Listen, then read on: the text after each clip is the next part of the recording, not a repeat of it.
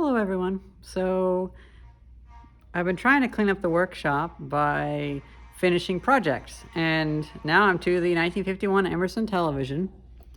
Now unfortunately this has exploded across the workshop. So many projects, individual pieces, but we're finally at the peak of taking up the most space, and I thought I'd make a video. We have the speaker grill cloth that I was able to clean it. The speaker looks great. The cabinet, I did a lot of like nitpicking, picking paint off with a knife, a little bit of sanding, coating, staining, more coating, and I'm really excited with how that's gonna look. I may go back and scrub the bezel, because I think it's like an ABS plastic almost. You know, for being a 1951 television, there's a lot of plastic that has held up really well on this. And, oh gosh, this thing's gonna be a mess. The glass, well, the glass is in great shape, but the red paint has gone south. So I'm figuring I'm going to, let's see, I have a sample because a piece of tape that the factory workers put on it pulled the paint off. So I'm going to take this to like Sherwin-Williams or something like that and get a sample made. And the sample's all I need so I can put more paint on. This should be done tomorrow. I could take it to the apartment. Now, unfortunately, I have plans with this video to just keep filming until I reach a snag. And the idea is I'm probably going to sit on this footage for like a year or 2 years, because I'm doing the video so that, you know, I can take the video feed. I can take the video of the first episode of me narrating the intro, and I can play it on the television. How cool would that be? So you'd already know that I fixed the television. It'd be like a 15-part series.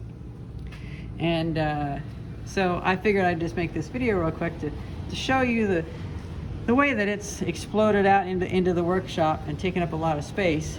But I'm glad I got the other projects out of the way so it can do that. And then hopefully once this is done, there'll just be a couple other tiny projects like printers and stuff to play with. But this is the project that has the most like expansion ratio, the most things that have to go everywhere. Now, what's interesting about this tube is it actually has, I believe it's called an ion trap. The earlier 1940s and 1930s tubes, from what I understand, the electron gun filament spits off a lot of ions, a lot of bits of metal. And when those hit the phosphors on the screen, they cause the phosphors to burn. And so by the late 1940s, what they started doing is visibly bending, rotating the electron beam. And so everything is hitting a plate.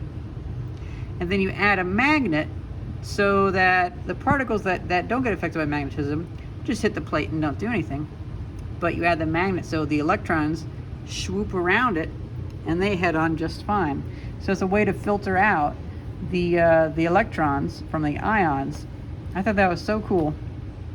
This is a 16 GP4 tube made by RCA. And this is cleaning up so brilliantly. Here's the original plastic that was around it. I had to scrub it a lot. I had to put score lines on it, but it was almost black.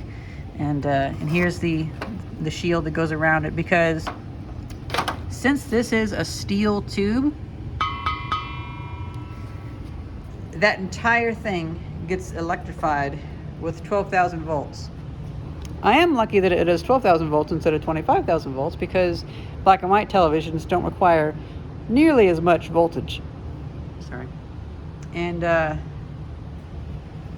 well, since you guys might not see very much of this for a year or so, I'm going to show you the front of the CRT so you can take a look.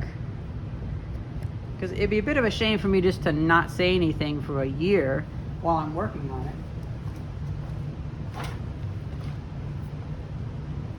So that goes on like that.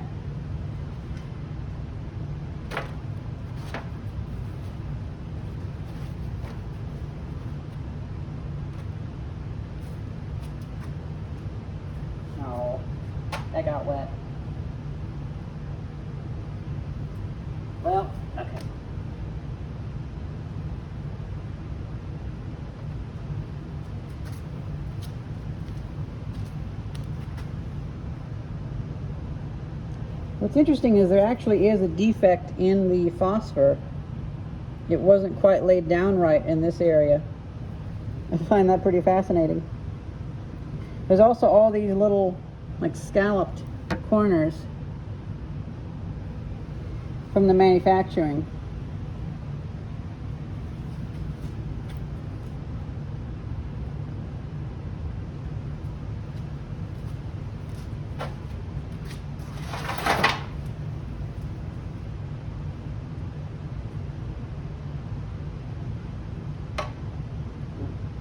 That was a stupid move.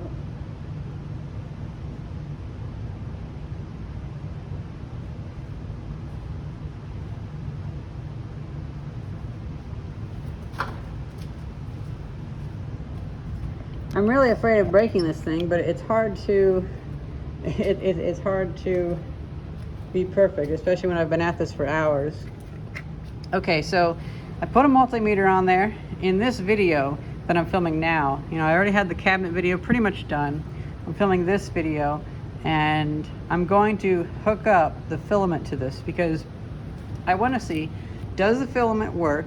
Also, is the tube leaky? So I'm going to set up a whole bunch of foam blocks, so this memory foam mattress stuff, and we're going to power it to like 4 volts, and we're going to see, does it fill up with smoke?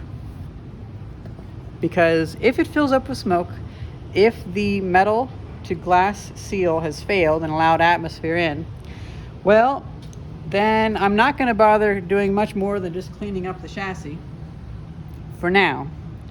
What I'm going to do is I'm going to make it look really pretty in our apartment, and then whenever I build my vacuum system, then I can actually see about taking the 16 GP4 tube, chopping it right here, adding a flange to both parts, a vacuum flange, and a escape valve, so I can take the entire vacuum tube out, sorry, the entire electron gun out.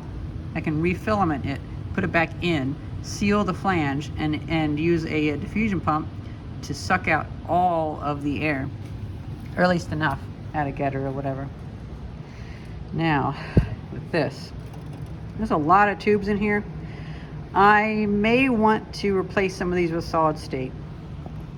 I don't really have the money to do all tubes right now, and plus I do kind of want this thing to just work a little bit. So some of these tubes, if they have some issues, I might just replace them. Like a rectifier tube, I might just replace that with a really heavy duty diode or a custom thing, because I'm sure people have made little solid state replacements for some of these.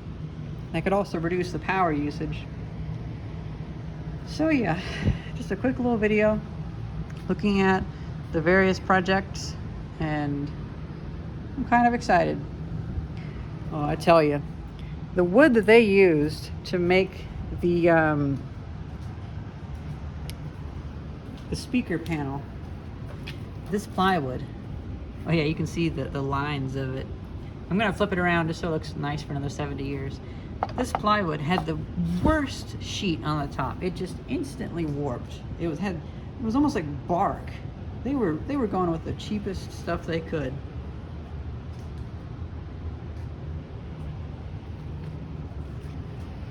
Well, that's pretty much it. Just me messing around with the Emerson 1951 television. You probably won't see many videos about this until maybe a year from now, who knows. But I'm still working on the project feverishly. It's just, it takes a lot of work to do it, and I would like to have all of the video done or reach a point where I'm stuck, and then I can have interesting intros and stuff like that. Hope you guys enjoyed this video, and thank you very much for watching. See ya.